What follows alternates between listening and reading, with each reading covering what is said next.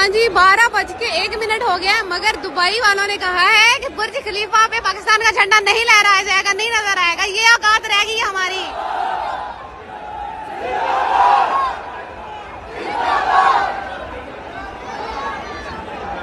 अभी पाकिस्तानी अवाम यहाँ पे नारेबाजी कर रही है, मगर बुर्ज खलीफा पे पाकिस्तान का झंडा नहीं लहराया गया। पाकिस्तान के झंडे की फोटो बुर्ज खलीफा पे नहीं लगी।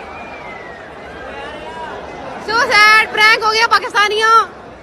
जिस तरह तुम लोग की कमेंट कर रही है, यही तुम लोग के साथ होना चाहिए। जाते जाते फिर अंग्रेजों ने पाकिस्तान बना दिया। अब वजह मतलब ये है कि ना जिन्ना साहब के पास ना लियाकत अली खान एस्टैब्लिशमेंट है, वो समझती है कि ये जो सियासतदान है ये पूरी हमारे साथ खड़े नहीं होते। कि जी मुआशी तौर पे तो उनके यहाँ खुशहाली होनी चाहिए, लेकिन मजहबी आज़ादी उनको बिल्कुल नहीं होगी।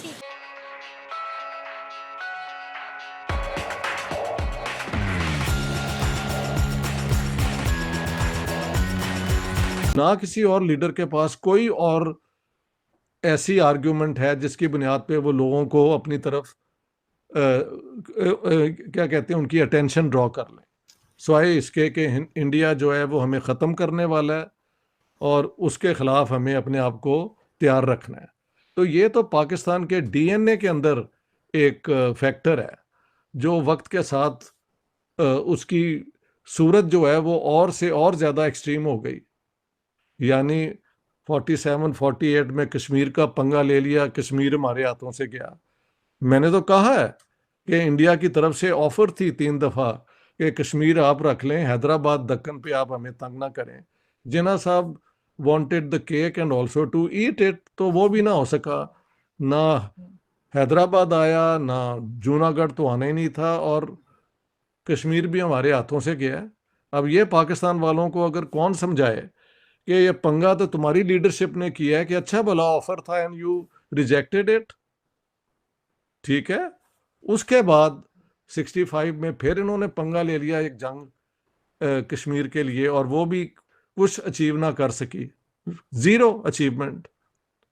और 71 वॉर जब की तो फिर उसके अंदर 94,000 हमारे POW हो गए।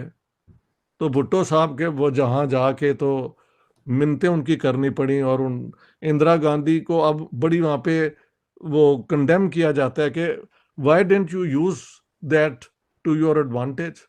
लेकिन उसकी वजह है कि जो पुरानी कांग्रेस थी, जो शरीफ लोगों ने बनाई थी आज़ादी के लिए, उसके अंदर अभी भी एक था कि यार जो भी हो गया है अमन के साथ ही इस इलाके में रहो। ये हैं तो लोग हमारे ही ना, 47 से पहले तो एक ही लोग थे वो जी।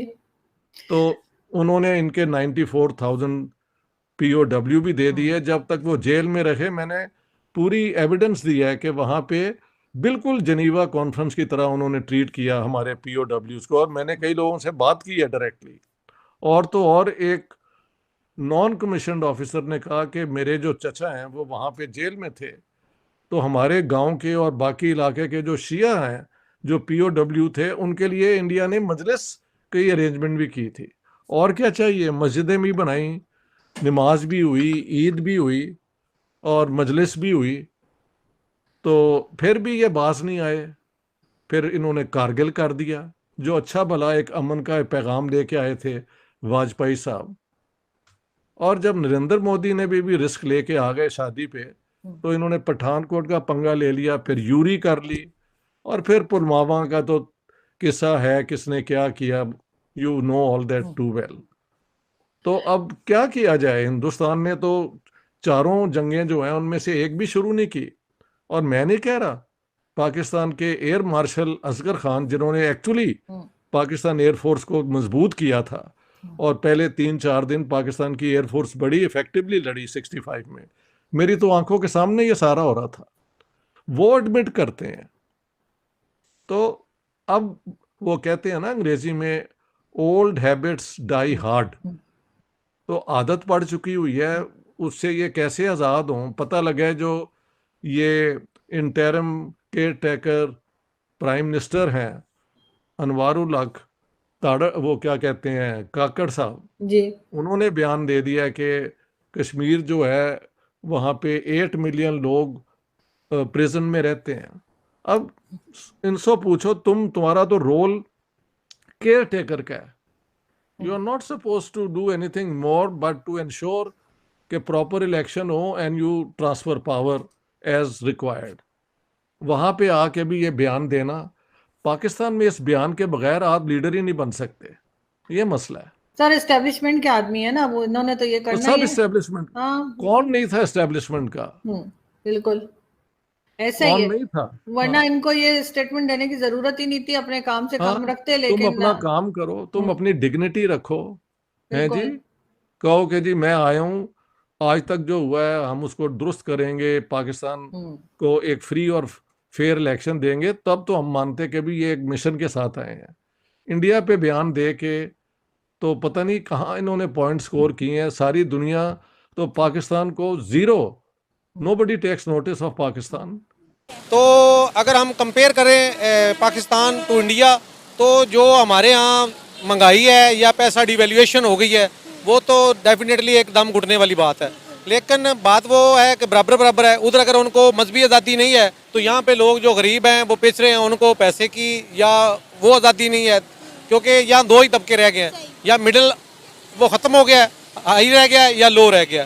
तो उसमें एक दिन एक कार्टून बना हुआ था एक यूरोपियन अखबार पे कि पाकिस्तान में एक तरफ तो आटे के वो थैले के लिए लाइन लगी हुई है, और दूसरी तरफ एक चाय का कप है, वो 1000 रुपये का, वो DHA 64 में.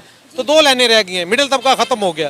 तो बाज़ लोग तो ये भी चाहते हैं कि अगर मुआशी तौर पे हमें आज़ादी चाहिए या खुशहाली चाहिए तो हम बेहतर थे, फिर इंडिया में रहते, फिर पाकिस्तान की ज़रूरत क्या थी. तो ये हमारे जो सिक्योरिटी फोर्सेस के इदारे हैं, मैं बरबला कहना चाहता हूँ, ये उनको भी सोचना चाहिए. अगर पाकिस्तान है तो सिक्योरिटी फोर्सेस के इदारे हैं, अगर पाकिस्तान है तो गवर्नमेंट है, अगर पाकिस्तान है तो बाकी सारी मुआशी ताकतें हैं, या जो ये हमारे किराएदार हैं. मैं किसी का पार्टी का नाम नहीं लूँगा, मैं तो इनको किराएदार कहूँगा, क्योंकि इनका सारा जीना उठना बैठना, हाँ जी, वो सारा बाहरले मुल्कों में है. सिर्फ यहाँ तो ये जॉब के लिए आते हैं. कोई वज़ीर आज़म की जॉब कर रहा है, कोई वज़ीर ख़जाना की जॉब कर रहा है, हाँ जी, कोई किसी तरह की जॉब कर रहा है. ये जॉब करते हैं, अपने बैग उठाते हैं, चले जाते हैं. और जो खड़े होते हैं वो अपनी अपनी लड़ाइयाँ इनकी, फिर ये ट्राइबल कल्चर है, फिर और चीज़ें हैं. लेकिन जो एक मिडिल क्लास बलोची है वो इस वक्त रियासत पाकिस्तान के ख़िलाफ़, या एक लोअर क्लास या मिडिल क्लास जो कि बेसिकली समझता है कि जो बलूचिस्तान है उसके रिसोर्सेज पे कब्जा हो रहा है, और प्लस रिसोर्सेज को पीछे छोड़ के जो मोस्ट इम्पॉर्टेंट चीज़ है वो समझते हैं कि हमारे साथ ज़्यादती हो रही है. हमारा जो कॉन्शियस था उसको छेड़खानी की गई है, हमारे लोगों को पकड़ लिया जाता है, वो मिसिंग पर्सन है. तो ये बेसिकली एक इंटरनल लड़ाई है, ये एक अंदर की एक समझें कि लड़ाई है जिसको हम हल नहीं कर पा रहे. कभी हम चले जाते हैं ईरान के पास, कभी हम चले जाते हैं चीन के पास, और ईरान को कहते हैं जी यार आप ना इंटरफेरेंस करें, मामला ख़राब होंगे. और कभी हम जो है बलोचों के पास चले जाते हैं, लेकिन वो सुनने में आया कि बहुत सारे लोग जिनको कहा गया था वो वेपन्स ड्रॉप कर दें माजी में, वो भी कोई फेक ही केस था, वो कोई इतना सीरियस नहीं था. वो पहले ही बहुत सारे बंदे इनके पास मौजूद थे और एक इम्प्रेशन देने की कोशिश की गई थी. सो इस तरह की स्टोरीज भी हमारे सामने आती हैं. सो हम बड़े, जैसे वो कहते हैं ना, घिरे हुए हैं. और इंडिया के हवाले से अगर आप देखें कि कोई है पाकिस्तान में माई का लाल जो अमित शाह को जवाब दे और राजनाथ सिंह को जवाब दे. राजनाथ सिंह ने कितनी दफ़ा कह दिया है कि जनाब मैं पाकिस्तान पे हम जो कश्मीर हासिल कर लेंगे. कोई पाकिस्तानी नहीं बोलता. ये एक मैं बात बताऊँ, अब इसकी इंटरनल, इसकी जो डायनामिक्स पाकिस्तान की समझें.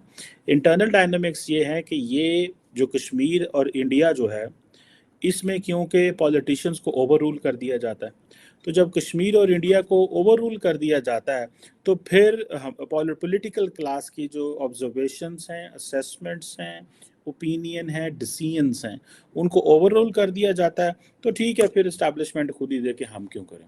सो जब होगा क्या कि जब इंडियन लीडरशिप बोलती है तो सियासतदान कहते हैं ठीक है अब फ़ौज ही जवाब दे, हम क्यों दें. फिर फ़ौज क्या करती है कि वो जारी बात है, कभी कभी वो समझते हैं कि ये एक उनकी पॉलिटिकल रैटरिक है, छोड़ें, इग्नोर करें. और कई दफ़ा ये होता है कि आप कोई ना कोई ऐसे लीडर होते हैं, जैसे शेख रशीद हुआ करते थे या फवाद चौधरी हुआ करते थे, जो मीडिया में अटेंशन लेने के लिए कोई ना कोई इस तरह की स्टेटमेंट दे दिया करते थे, और जिससे एटलीस्ट ये होता था कि चलो एक जो है ना मीडिया कंजम्पशन, इंडियन मीडिया भी आप देख लें, आप इसमें आप बड़े आराम से देख सकते हैं कि पाकिस्तान जो भी बातें कर रहा है, भारत जो भी बातें कर रहा है, लीडरशिप, पाकिस्तान कोई जवाब नहीं देता.